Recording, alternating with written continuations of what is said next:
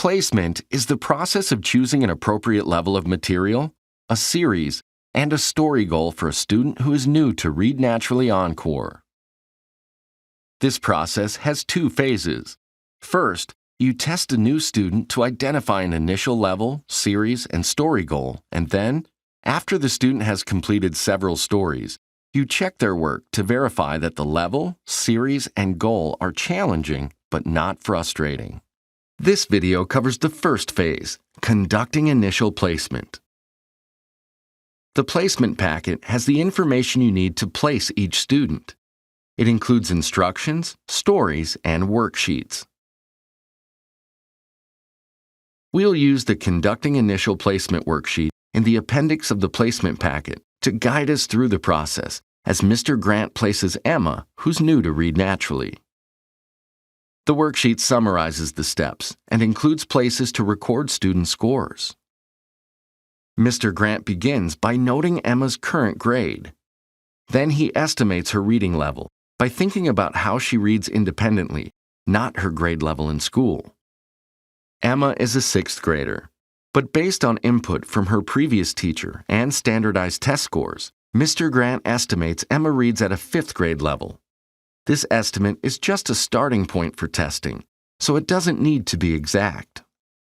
If Emma's estimated reading level was below 3rd grade and she had phonics needs, Mr. Grant would note her earliest phonics need in this table. To identify the earliest need, use what you already know about the student from previous phonics assessments, or administer the phonics assessment found in the placement packet. Since Mr. Grant thinks Emma reads above a 3rd grade level, he leaves the phonics table blank. The next step is to determine the level to start testing and locate the story. If Mr. Grant had identified an earliest phonics need, he would start with the testing level suggested in this table. But Emma reads above a 3rd grade level, so Mr. Grant chooses the testing level closest to Emma's estimated reading level. Then he finds the corresponding story in the placement packet. Next, Mr. Grant times Emma reading the passage for 1 minute and counts her errors. As soon as I hear your voice, I'll start the timer. Okay. If you like peanut butter and other things made from peanuts, you really should know about the man. During testing, Mr. Grant notes the testing level and tallies the errors. We're still on by. Hey, nice job. Let's see how you did. Okay. Next, Mr. Grant calculates Emma's words correct per minute score. He records the number of words she read, then subtracts the number of errors. Now Mr. Grant compares the score to this table to determine whether the testing level is a good fit for Emma. The level's a good fit if the number of words read correctly falls within the range on the table. But Emma's score is above the range. Let's try something a little bit more challenging for you. Mr. Grant has Emma read the testing story from the next higher level. This time, she scores within the range, so this level is a good fit. Now Mr. Grant looks at the next table to see which series are available for this level. Notice not all series are available at all levels. Emma will be working in the sequenced series. Sequenced is the basic series for students without phonics needs. Finally, Mr. Grant sets Emma's initial goal. The goal is the number of words Emma must read correctly in a minute to pass a Read Naturally story. The guideline for setting the initial goal is based on the student's grade. For students in 5th grade and above, like Emma, add 40 to the placement score for the level you've selected. Then, round down to the nearest 5, so the number will be easier to work with. Below 5th grade, add 30 to the student's placement score before rounding. Since she has a level, series, and goal, Emma is ready to work and Read Naturally. Let's look at another scenario. Megan is a 4th grader. Her teacher estimates that she reads at a 3rd grade level and that she has no phonics needs.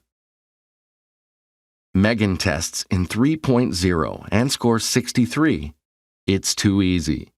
She tests in the next higher level and scores 58.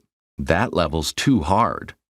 When this happens, her teacher must decide whether to use the easier or more difficult level. In these cases, use what you know about the student's strengths and needs, along with the placement test scores, to choose between levels. Consider what you know about the student. How old is she? Is she easily frustrated? Does she comprehend well? Is she learning English? How developed is her vocabulary? Answering these types of questions can help you choose. Megan's teacher decides to place her in level 3.5. She'll work in the sequence series with a goal of 85. Finally, let's look at Eddie, a student who does have phonics needs. His teacher has identified his earliest phonics need as long vowels with silent E. So, she begins placement testing in the level suggested, 1.5, even though it doesn't match the estimated reading level. If level 1.5 is a good fit, Eddie should work in phonics level 1.3, starting with the odd-numbered stories. This series and level enable Eddie to work on both his earliest phonics need and his fluency in the same stories. But what if Eddie's score didn't fit in level 1.5? His teacher would continue testing him in other levels. Once they find a good fit, Eddie should be assigned to the sequenced series for that testing level. His teacher will work on his phonics needs outside of Read Naturally Encore. In either case, Eddie's teacher will set his goal by adding 30 to his placement score because he's in second grade. Once you've selected an appropriate level, series, and goal, the student can begin to work and read naturally. After the student completes 3 stories with the initial level and goal, check to verify that they were set appropriately. Refer to the website and placement packet for information on checking initial placement. The website also has a calculator to help you check initial placement.